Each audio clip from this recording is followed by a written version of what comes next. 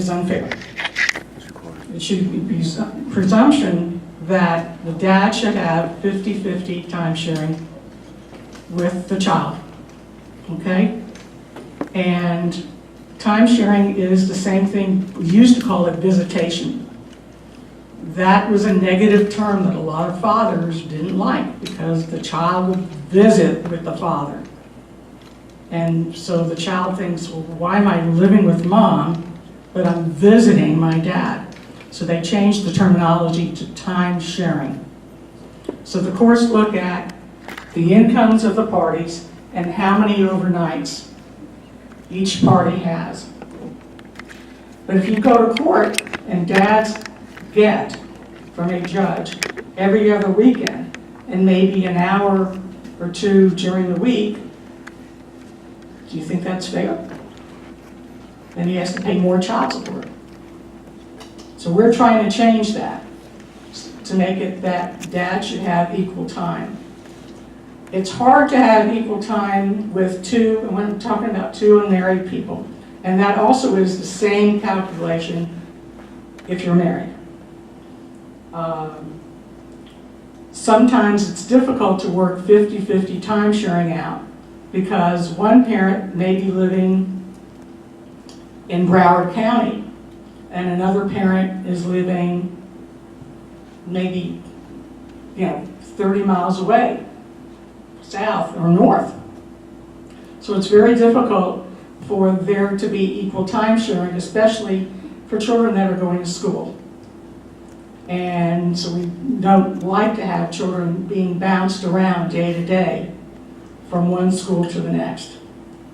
But there's different ways to work things out if you go to the family court to work out time sharing. It's not easy, but at least you have a shot at it. Has anybody had any difficulty with seeing their child or anything like that? Everybody's happy? Okay. I just have one question. For unmarried couples that are together, for instance, they do have a child. Does the mother have the right to take the child and also at the same time leave time and put the father on child support? She has that right. She has that right. She can still get child support and she can leave town. I've had represented many dads that the mom just leaves, doesn't tell the dad, leaves with the child, takes the child. Sometimes we don't know where the child is. If it's a young child, they don't know to take a phone and call the other parent. So little children don't know where they are and where's dad. They don't know. Older children at least know how to use the phone, what their name is, what their dad's name is, maybe his address, something like that. But if not, I've represented people that have just left and moved to Australia. I've moved to France, moved to New York, or just moved and the dad doesn't know where the mom went. So it's very frustrating. So dad needs to go to court, try to get the children back, but if he has not been designated, remember going back to the original issue, which is a major issue, if dad does not get that court order that he's the biological father, then he may be prohibited for going to get a sheriff or someone to help get the children back or find out where they're at, where they are. Because when you file a paper, a pleading, which is to determine that you're the father, then you need to serve the mother with a processor or a sheriff with those pleadings. If you don't know where she's at, you can't serve those pleadings. So you need to find out where the family is, where her friends are. It's an investigative process. Some people hire private investigators to try to find these people. A lot of times this is done at the end, towards the end of the school year, so that over the summer, if mom has the children, it's not unusual that the children are not around dad. But she could have left. And a lot of times they leave towards the end of the school year, and dad doesn't know about it in advance. Any questions about that? Has anybody had any experience with that? What about child support? What's your experience with child support and the process in that courthouse?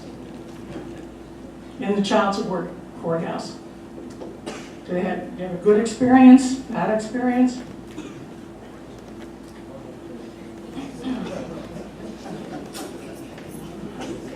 Because that is horrendous over there. That is a major, okay. I've had an unfair experience with child support, especially going into the courtroom and trying to present your side of the story. It was just like, okay, sir, we don't want to hear nothing you have to say. And then they'll turn to the mom, okay, what all have you been doing? And they'll just say, oh, I've been doing this and that, just make up stuff. And when I try to say, oh, this isn't true, this isn't right, they'll just shut me up real fast.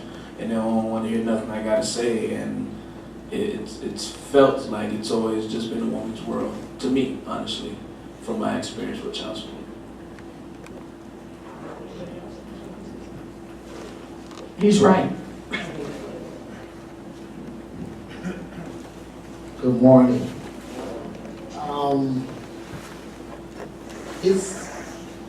And I want every young man, young male, adult male, you have to fight for your child. So I'm gonna go into child support. Excuse me. I got put on child support. But you know, child support is like a business.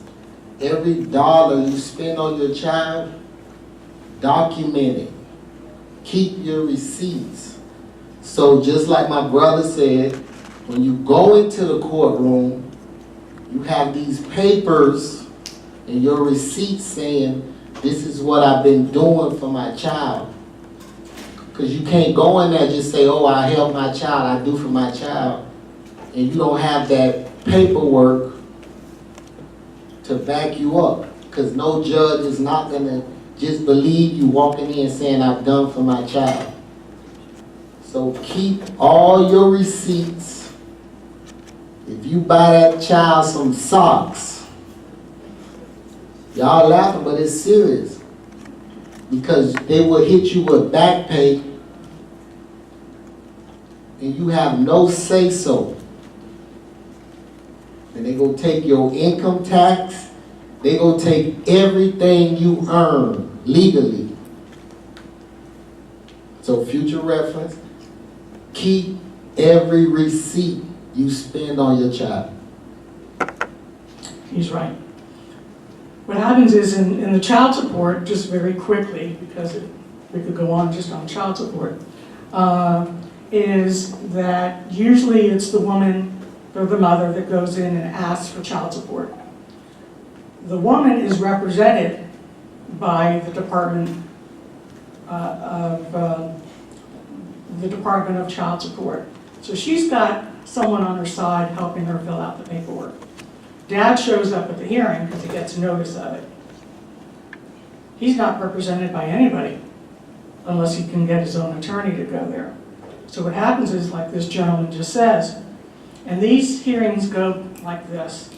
They want you in and out, okay? So they look at your income, they see how many overnights the dad has.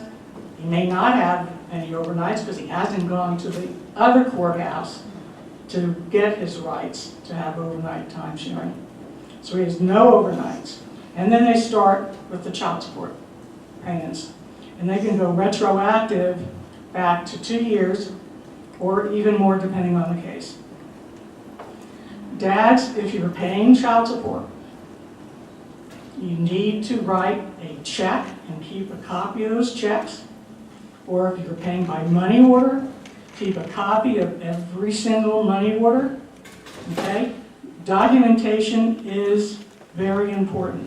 So if you don't pay cash, do not pay cash, okay? Because there's no way to show to a judge the cash payments. So a judge will only look at what documents you have. The gentleman's correct. And so what happens is dads are frustrated. Hey, I've been paying child support for 5 years. Don't I get credit for that? Not if you don't have proof. And every single payment you have to document and keep. Keep it in a folder, put it in a drawer, put it in a box, whatever. And then when it's time to go to court, you need to take those documents with you. If not, the judge is going to say, sorry, sir, you don't have your documents, you owe back child support, you can't prove it. Next case. Okay? And when they award child support, they can award up to 65%, legally, up to 65% of your income for child support. Now, think about what your income is. Think about what your expenses are. And a judge can take out 65%, up to 65% of your income to pay for child support. Exactly. You may be charged court costs, okay? But the main thing is that how are you going to live on 35% of your income? So a lot of times, dads don't, and these payments are now going through what's called the central depository, which is a record-keeping office. And they keep records of the court order, what you're supposed to pay, and what you've paid or not paid. And if you haven't paid, the mom can go back into court to hold you in contempt to get that money back. If you're held in contempt for non-payment, okay, depending on the judge, depending on the mood they're on that day, sometimes they're in a good mood, sometimes they're not, just like all of us. They can garnish your wages. They can take your driver's license away, which to me doesn't make sense, because if they take your driver's license away, how are you going to go to work? If you need a car to go to work, how are you going to see your child if they take your driver's license away? So, and there's other things that they can do to try to get you to pay child support.